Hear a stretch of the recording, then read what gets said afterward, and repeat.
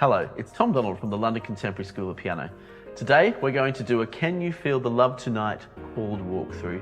Yes, the iconic Elton John, Tim Rice song from the Lion King. We're going to play through the wonderful chords of the song, see what happens. Let's do it. So this song, for many of you, needs no introduction. It's a great chord progression. It's an anthem-esque chord progression. It's hymnal. It's got some big, lovely sounding chords. Yet they're just triads, but we're going to make these chords sound big. We're going to use some really nice voicing techniques. I'm going to show you how to play this piece really as a chordal accompaniment, a bit like how Elton John plays it for his singing. He doesn't play the melody of this song on the piano. I might do a bit of melody playing a bit later on in the video today, for those of you who do want to add the melody to it. But I think the essence of the song is in the chords and how the chords interact with the vocals. So you do want to learn it as a stepping stone, at least as an accompaniment, because that's how this piece functions. I think the vocal performance on this song is probably amongst Elton's best ever vocal performance. His voice is deep, it's rich, it's strong. He wouldn't ever want to play the melody of this on the piano. So it's the chords that you really want to get when you do this on the piano. And if you need help playing these chords and getting your grooves together on the piano, just visit our website, contemporaryschoolofpiano.com, because we can send you our resources kit, which accompanies many of these videos that we do.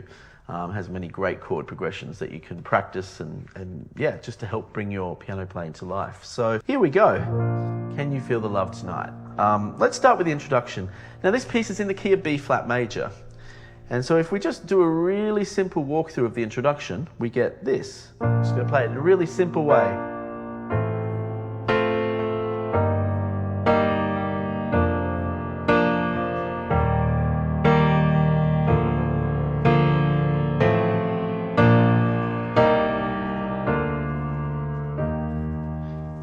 And so that's the lovely opening, chord opening of the piece. The first thing you notice is the bass line. It's just walking down a B flat major scale. And it's a classic thing to do in a song. And then there's a little bit of a walk up here. How many songs do that? White a shade of pale, sing us a song, you're the piano man. A lot of songs do it. But it's done beautifully in this song. And the key of B flat major too, it's quite majestic. But Elton doesn't just play it like this. To make the chords richer, and we have another YouTube video on this, by the way, where I talk about making triads sound bigger, stronger and richer and more muscular.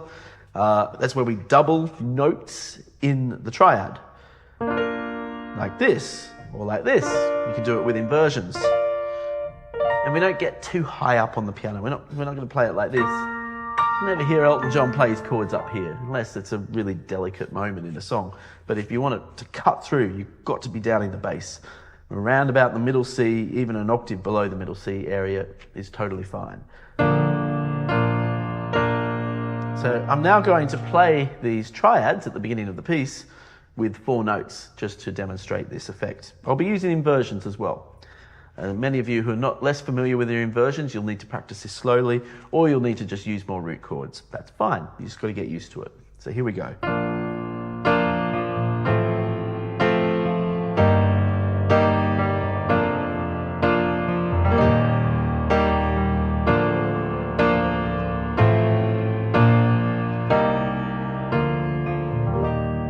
There we go. I mean, that last B flat major chord, I even dropped the third out of it. So I had this open sound.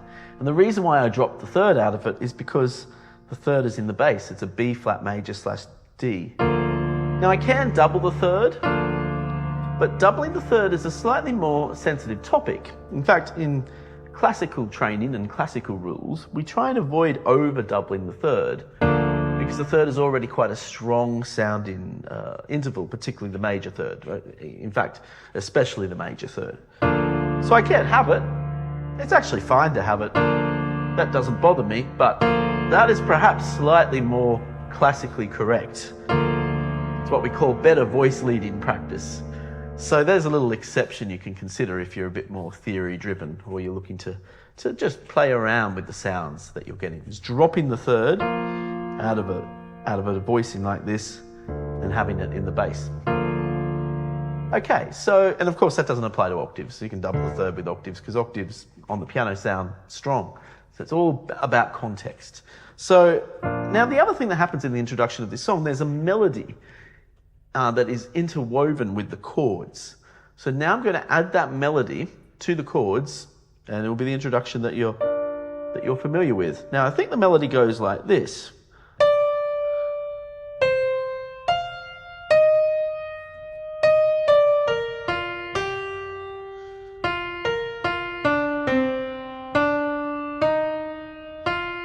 So now I need to integrate that into my chords. So how do I do that? Well, what I'll have to do is I'll have to voice the chords so the melody's on top so we can hear the melody clearly. So let's try it like that.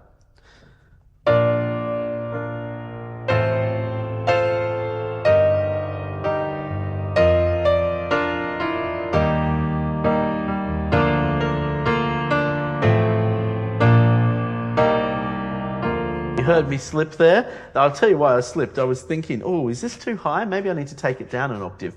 But actually, in the context of adding the melody, I don't think it is too high. So let's just try that again, and hopefully I'll get it right this time.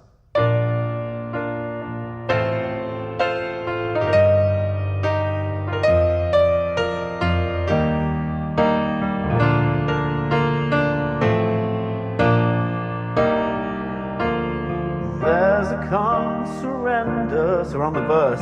To the rush of day, when the heat of a rolling world can't be turned away, an enchanted moment, and it sees me through. It's enough for this restless warrior just to be with you. So this is these chords are really lovely. So we're going to talk a bit about music theory right now. And it's just good to get your hands around those chords, because the chords in the verse there, they're much more repetitive. So even if you just do what I was doing, just sing and play.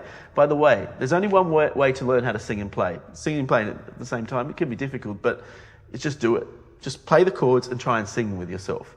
It's such a good skill because you're involving your whole body in the process. I'm definitely no pro singer, but it's a great way to develop your holistic skills as a musician. I'm definitely a piano first sort of guy. I'm not a singer, but it's just a really great thing to practice, and it means you don't miss the melody then. But now let's talk about the theory behind these chords, because I want to talk about them. They're beautiful chords.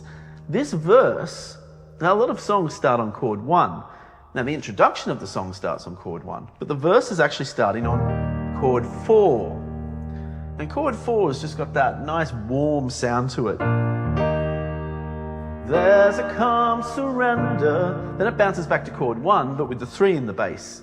So we've got chord 4, 1, 4, 1, 4, 1, 2, 5, 4, 1, 4, 1. So it's very simple chords. 4, 1, 4, 1, 2, 5. But it's leaning on that 4. So it's just got that openness because it's leaning on the 4. Another thing that Elton loves to do, and he does it so well, is he uses slash chords and he's highlighting the 3rd note in the chord, the major note. And it just gives us that little extra bit of sweetness. But it also means it's less resolved, because let's just listen to it going 4 to 1 without the D in the bass. Just as everything with root notes in the bass, and it would sound like this. There's a calm surrender to the rush of day. Now, a lot of really good songwriters would do that, but they're not as good as Elton for not doing what Elton does. There's a calm surrender. Now, why is that better? Let's just do the difference again. I'll do the first version. There's a calm surrender to the rush of day. Second version. This is how Elton does it. There's a calm surrender to the rush of day. Because that D is in the bass, it's unresolved. It's not like going back to chord 1, which is a bit more obvious. It just gives the music a bit more colour to the sound. And it's less resolved. And So it's those little things that the masters do that make it better than a lot of typical songs I hear, and there's a lot of really good stuff that's typical, even stuff that's quite famous. But what makes the Elton Johns just that little bit better is it's things like highlighting the third in a chord, and he does it again here. Can be turned away. Now a lot of songwriters would just do this, they'd do a 2 to a 5. Can be turned away. But the 5 is then a bit too obvious. I hear people on guitar do this a lot, and I think because on guitar you're not thinking about slash chords as much. It's the more advanced guitarists that perhaps think of that. So a lot of guitar singer-songwriters, and if you are a guitar singer-songwriter, take stock of this. Just think about that. Even if you're writing songs with 2-5-1 progressions in them, you can modify the bass line. You can tell your bass player in your band you can slash chord them. You'll just lift your song up. Who'd have thought, people can get so snobby about this. Oh, this is just a song from the Lion King, it's for kids. Yeah, right, look closer. Look a bit closer. This is a masterclass in great chord writing and songwriting. There's absolutely no doubt about that. Look at that F over the A. Just add that extra sweetness to the F major chord. Now it sees me through. Now this is where we get a glorious, what I call Disneyan harmony, because it's in so many Disney films, and funnily enough Elton does it quite a lot as well, so I think that's a perfect marriage there. And it's this A flat major chord. So let's listen to the context of it. It's enough for this restless warrior just to be with you. So that A flat, what is that A flat functioning as? So it's a chord 7, but it's not a chord 7 as an A, because the B flat major scale, the 7th note is an A. It's a flattened 7th. So it's not in the scale of B flat major. It's been borrowed from elsewhere. It's mixture. It's been flattened. The 7th note, or the 7th note of the scale, has been flattened to an A flat and turned into a major chord. And then Elton goes, okay, we've got to get back to B flat major though, so we'll go to chord 5. And this time we'll make it an obvious chord 5. He doesn't do the sweeter option because he's leading us to the chorus now. So now it's the time to drop in the more obvious chord 5. And he does it at the end of the verse. He doesn't just give us a chord 5 halfway through the verse, because once you reach chord 5, it's inevitable that you're going to have to go back to chord 1. And you can try and be as creative as you want to be. These are like scientific things that all music does. In tonal music, Western tonal music, we really only have 3 chords. We have a tonic chord, chord 1.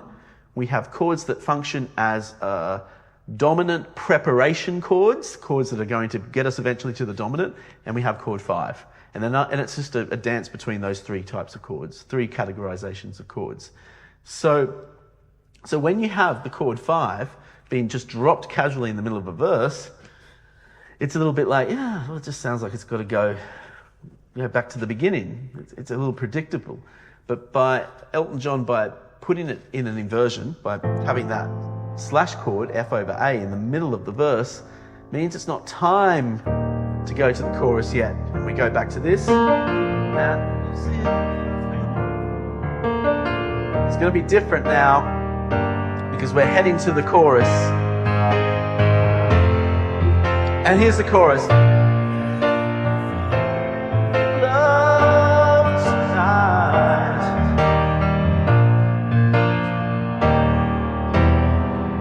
So these are big hymnal chords here. What have we got here? B flat, F over A, G minor, E flat. You can see everything I'm doing is 4-note chords here. I don't want to play any 3-note triad, so I want a big 4-note triad effect, doubling things up.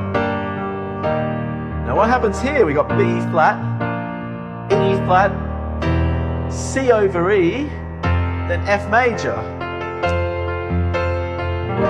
E flat, B flat over D, G minor, E flat, C minor, B flat over D, E flat, C over E, F.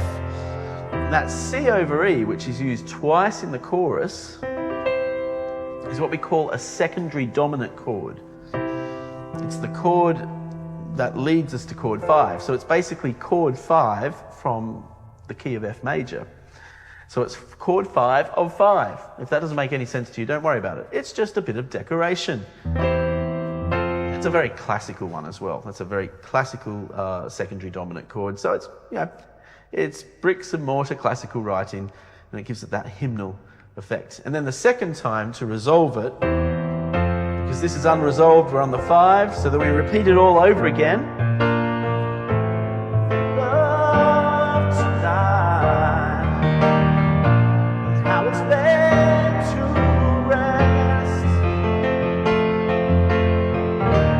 It's enough to make kings and vagabonds believe the very best. Now, so this is the last time he resolves it by doing this lovely run. 2, 3 in the bass, 4, 5 in the bass, and then 1 in the bass. But we still got 4 in the right hand, and then we finally resolve. It is a classic hymnal chord progression, that ending part there. C minor, B flat over D, E flat over F, E flat over B flat, and to B flat. This is not the only song that does it. I mean, I also think of the wonderful Oscar Peterson piece, Hymn to Freedom, which is also in the key of B flat major, and he has the same progression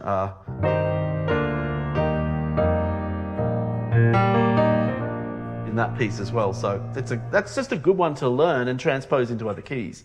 So what is it? It's a chord 2, a 1 with a 3 in the bass, a 4 with a 5 in the bass, the 4 remains in the right hand with the 1 in the bass, creates the feeling that we're going to end soon. It's going to pull back to the 1. So fantastic tension and resolution in the writing, and it all just is being picked out of the scale beautifully. So that is a breakdown of the chord progression. I'm now going to add the melody of the song. To spare you of more of my singing, I'm going to play the melody on the piano. And so this time when I play the melody on the piano, I'm going to put the melody on the top of the chords and somehow make an arrangement of it for solo piano. And now I'm also in the gaps in the pieces. There's some beautiful gaps in this piece where it stays on chord 5 in the chorus. I'm going to do the cocktail piano thing. I can't help it. I'm just going to dance up the keyboard on that because I've got a whole bar and I'm just on one chord. So I've got to fill the time with something. Righto, wish me luck. Here we do it.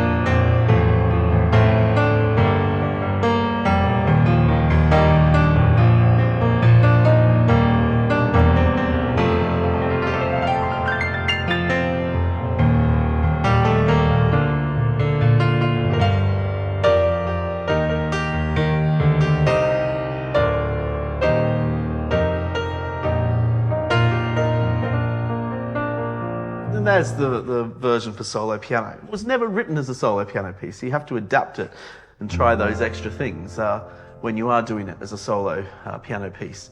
And so that's like an extra step above it. I will say one thing though. Here's like a middle ground between those two things, is playing it with the chords, playing it with the melody, is adding the groove. And in this piece, you've got the Elton groove.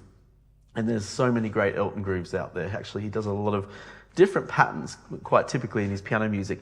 And if you're interested in groove, you should look at studying our groove mastery course. Our groove mastery program for just a mere 20 pounds or 25 US dollars will get you a long way with bringing your chords to life. So many of you need to be studying things like that to really help. However, just if we're talking about this specific Elton groove, it's a really simple one, and I really like it. It's just that classic, nice touch. So we've got the end of the bar, an arpeggio. That's all, on the fourth beat of the bar. And we get this.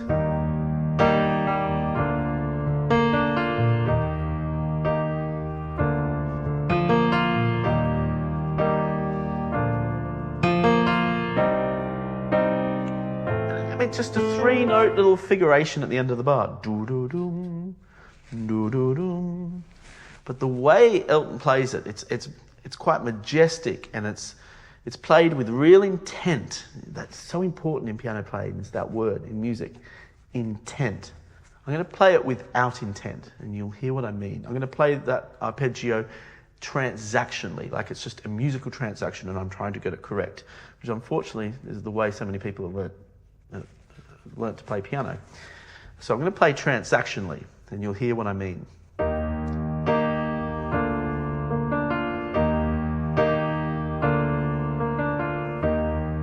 Yeah, it's right, but it's boring, isn't it? Now I'm going to play it with the intent, with the depth. I'm going to lean into those notes at the end of the bar, put an accent on it, stretch it a little bit, and I'll make the beginning of the bar a little bit more passive. Not transactional, it'll still be intent, but I'm going to put that emphasis on the end of the bar. Have a listen to the difference. You're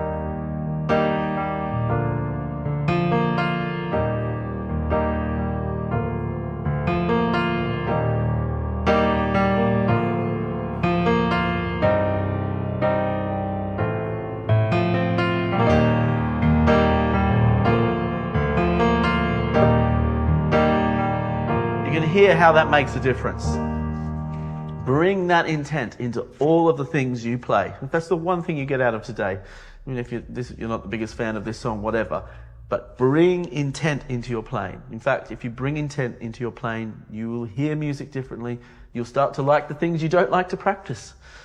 Everything will be transformed. So I hope you found today helpful. Remember to head on over to our website to find out about all the wonderful things we can do for your piano playing. And I'll play us out now.